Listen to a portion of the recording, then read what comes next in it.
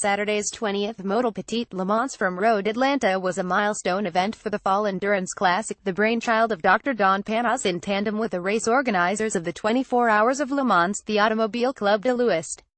And for the race winners, it was a case where each race winner achieved something of note in their careers.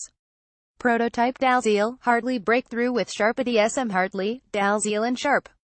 Photo courtesy of IMSA. While Extreme Speed Motorsports had won at Petit Le Mans before, in the GT class in 2012 with a special chrome livery for one-off sponsor Ultimate Vodka and a lineup of Scott Sharp, Johannes van Overbeek and Tony Valander in the team's number 01 Ferrari F458 Italia, it hadn't won overall in the race.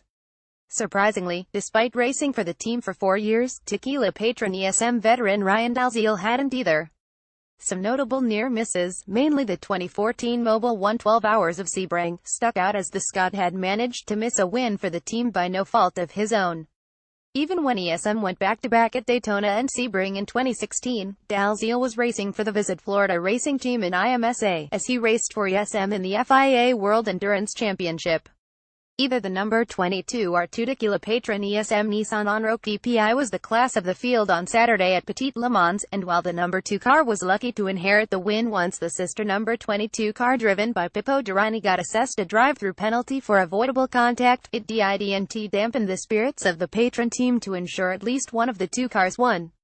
The number 2 car survived in spite of an alternator issue that nearly defeated them again, but in the end former Starworks Motorsport teammates Dalziel and Hartley got on the board for ESM.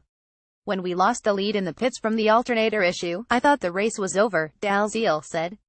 Sometimes things are meant to work for you, and today was one of those days. The number 2 definitely car needed it. I'm bummed we didn't get a 12 finish. GT Le Mans AUBERLENS 400th BMW race sends M6 GTLM off in style. Special signage for Oberlin's 400th BMW race. Photo courtesy of IMSA. Bill Oberlin celebrated his 400th start in a BMW in grand style, winning the GT Le Mans race in the final start for the M6 GTLM with co-drivers Alexander Sims and Kuno Whitmer. This was Oberlin's second 2001 and Sims and Whitmer's first Petit Le Mans victories. Obviously I'm the most fortunate person in the world. It's been a privilege driving for BMW for 21 years, and on my 400th race to win, Oberlin reflected. I'm amongst a lot of great guys here, a lot of great teammates.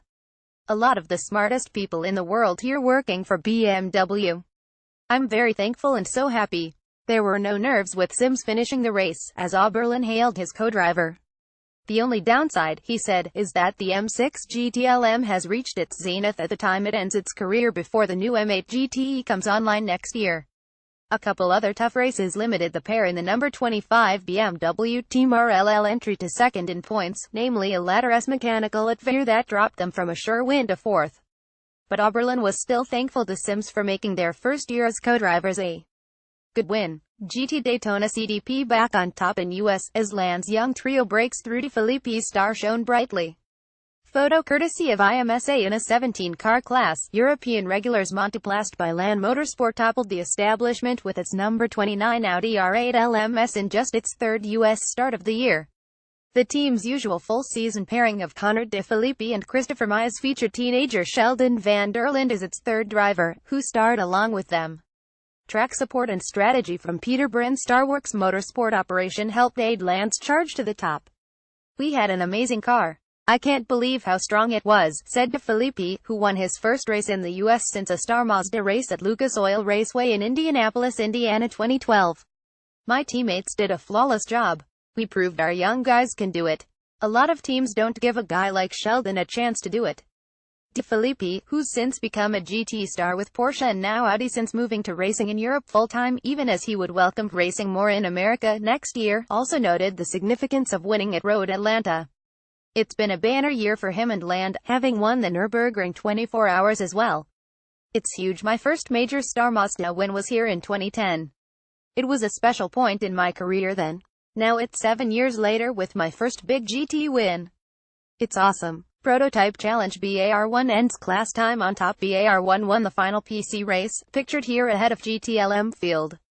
Photo courtesy of IMSABAR1 Motorsports. Foiled Performance Tech Motorsports perfect season with a 12th finish in the final race for the Prototype Challenge class, as Brian Alder's team took its first win in 4 years and young Canadian driver Garrett Grist emerged on the sports car scene in just his third start. A silver-rated driver who, like De Filippi, was a regular race winner in Pro Mazda in the Mazda Road to Indy, Grist was entrusted as the lead pro in Brian Alder's second Oreca FLM09 with PC class veterans Jean Falb and Tommy Drissi. That he was as quick as he was in a car down on outright pace compared to Performance Tech spoke volumes about his potential for the future, with driver coach Charles C.R. Cruz helping aid his development. "We tested a couple weeks back. We were fast then, but we didn't have the same pace here," Grist said. "We dug deep and improved as much as we could under the circumstances. I did a triple stint towards the end and then pulled out a big lead." Falb has been a regular winner this year in an LMP3 Ligier JSP3 car in the European Le Mans Series with United Autosports and Sean Rahal, while Drissi has been a regular in PC off-and since the class inception in 2010. Falb closed the race out behind the wheel, while Drissi, whose primary business is in Hollywood and often has his movies he's working on adorned the car, explained what it meant to close the class out on top. "To be racing in IMSA and on the same track with Indy 500 winners and sports car stars is an honor," Drissi said. "You do your dance out there, you work to get your tires up to temperature, and you work with the factory cars in a give and take. We've had podiums before here, but not the win, so in the last race of the PC cars, to win it is pretty darn cool."